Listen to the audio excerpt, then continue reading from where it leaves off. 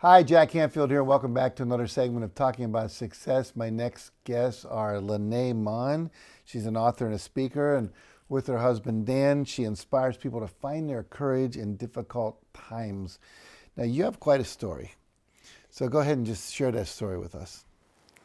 Well, it was over 30 years ago, and Dan was hit by an automobile up a snowy canyon road, and he was initially in a coma, and he was completely paralyzed when he came out of the coma. And you know, that instant changed our lives forever. I was really I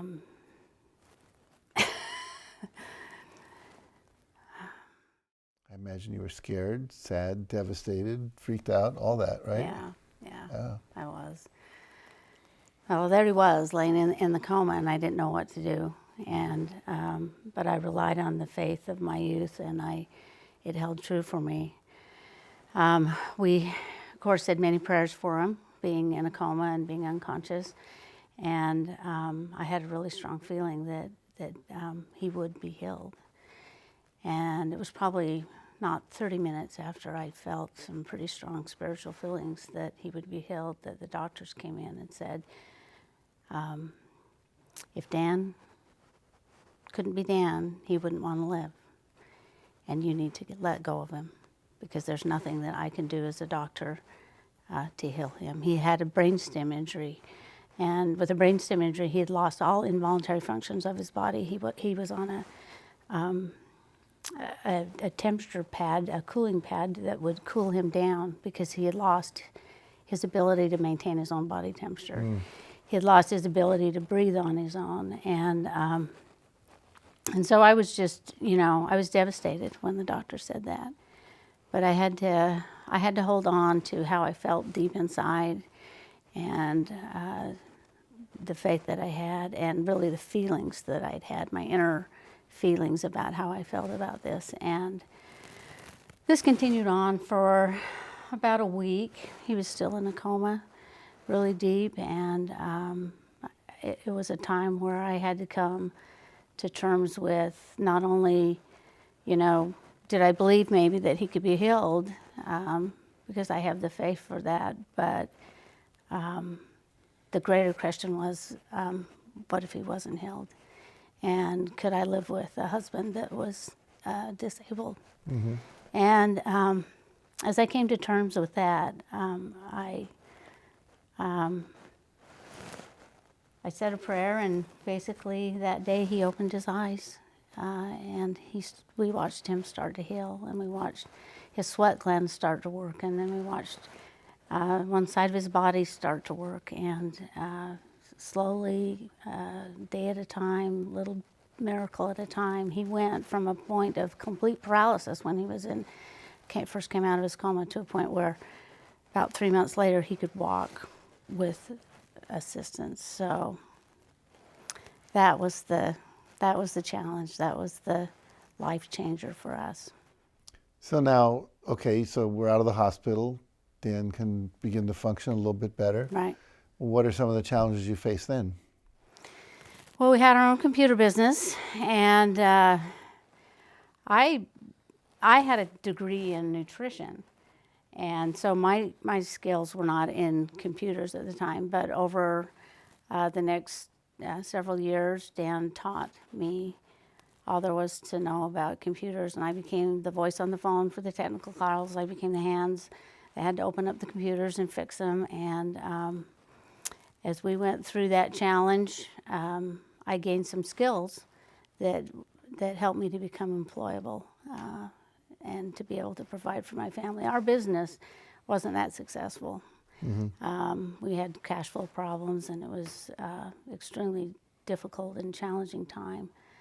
But we continued to press forward. We kept going, I think probably partially because it's what we knew how to do. And so we just kept doing it. And after a few years, I actually got pregnant. And we had another baby, and I said, we've got to do something different. I can't do this business and, have a new baby. So I went, and I was able to get a job in the computer industry with a successful company, and I was in their IT department and worked for years and years there, and I was able to provide for my family. But that was one of the hurdles that we had to face. Another hurdle was, just the change, of course, the changing of the roles of me being the provider, and the other challenge was, social challenge. Our social structure changed. I mean, I remember times right after the accident when I'd see neighbors come over to my neighbor's house, and they were coming to socialize, and looking out the window and seeing that, other neighbors were socializing. But when they came to our house, they mostly came to assist, which was greatly appreciated. But in the early days, there's some dynamics. Dan has some speech issues. It's hard to communicate. And so our whole social structure changed. Sure. And so that was another challenge that we faced. Now, I've seen pictures of you guys on the Great Wall of China, I think. You climbed up part of Mount Rainier. I saw you getting into it was a boat or a canoe, and so you've kept traveling and doing adventures. What was that like? Well, that's a lot. Dan has a spirit about him that he likes to adventure, and he doesn't want to feel disabled. And so part of what we do is we assess situations, and it's not, we can't do it. Like the canoe, for example, nature is not ADA compliant. So you have to kind of figure it out sometimes. And so in that particular instance, we got there and, had to get down through some rocks and down to where we were going to launch the canoe. And my son, who now was grown up,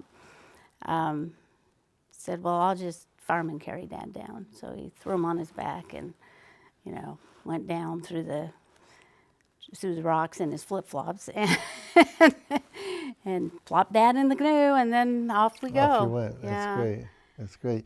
You shared a story about Mount Rainier and your brothers. Yeah. Share that. That's a beautiful story. That is a memory. We were having a family reunion, and we were all going to go on this hike where we could hike up to this beautiful vista where we could see Mount Rainier on one side, and then on the other side there was this glacier lake that just a beautiful, stunning side, and they all wanted us to come with them. And so my brother was trying to arrange and figure out a way that, Dan could come, and he came up with several ideas. And one was, maybe he'd get some horses. And I'm like, no, we're not doing horses, because I'd been bucked off a horse when I was young, and I didn't trust Dan being on a horse. And got to hug it tight with your legs. Yeah. So my brothers took ropes, and they tied it around their waist, and then they hooked the other end of the rope to his wheelchair, and two brothers were in front, and then one brother was back behind, popped down on the back of his wheels, and they pulled him up that trail, and it was like 1.5 miles. It was a little rough. Dan was doing this. Bouncing up and down, yeah. My mom's like, oh, Dan, how are you? She's like, you're bouncing. But, that was the least of our Was it worth it when you got to the top? Yes. Oh, Yeah. it was stunning. Beautiful, It was a gorgeous view. And but I think the thing that we've learned out of that is that we can't do things all on our own. We need a team. We need a support system to help us, and that was one thing that I think we've been very fortunate with, to have an amazing family. Now you're writing a book about this. You're We sharing are. your story with others. We are. Why are you so determined to do that? Well, our hope is that we can offer other people some hope, because what we've learned, this is over 30 years ago, and I think the one thing that we found is that that we have found joy in the journey. We feel that we're kind of somewhat normal. We like to do normal things. We like to bike. That's another thing that took several years for us to figure that out. And actually, the first time we tried biking, Dan fell off, and it was actually the second time, but he fell off and broke the ball in his hip joint. Oh my gosh. Yeah.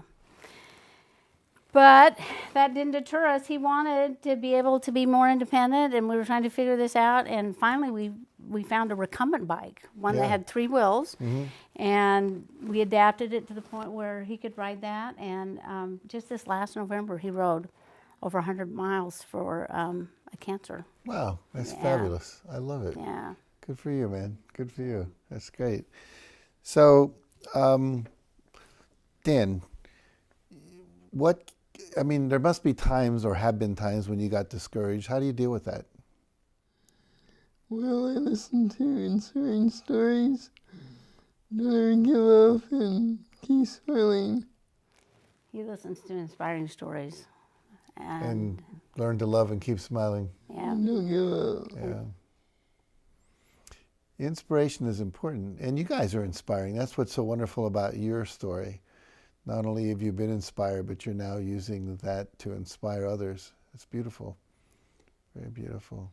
Well, I think the thing that we've learned, and I think this is the passion that drives us, is that we have over 30 years behind us, okay, and we can see back of all those times when it was dark and all those times when we couldn't see, what was going to happen. But we knew if we just kept going, and we knew if we kept pressing forward, that we could get through it. And we found that each time that we did get through it, and so you get confidence. You get stronger when you push through. And the next time you go, that last time it wasn't so bad. I think I can do this again.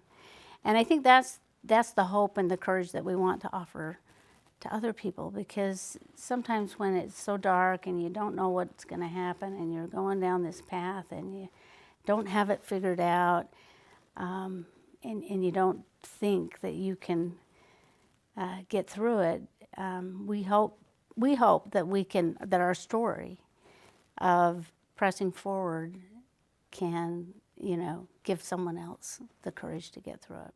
Well, I've seen it do that today. We've spent some time before we came into the studio in a group where you shared your story, and everybody was inspired. So I appreciate you taking the time to do that, not just for my viewers and this group we have, but also for all the people you're going to touch with your lives. It's very beautiful. So if people want to find out more about you, your work, how they can contact you to perhaps give a speech or come to their organization, how do they do that? I'd probably say go to our website. Which is? Smile Your Way Thru with a THRU.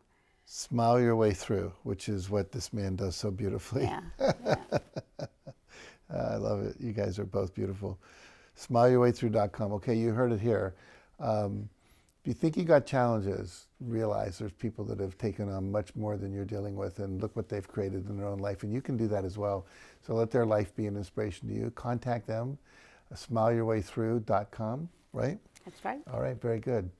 Well, I wish we had more time. Unfortunately, we don't. So you all stay tuned. We'll be right back after this message with another episode.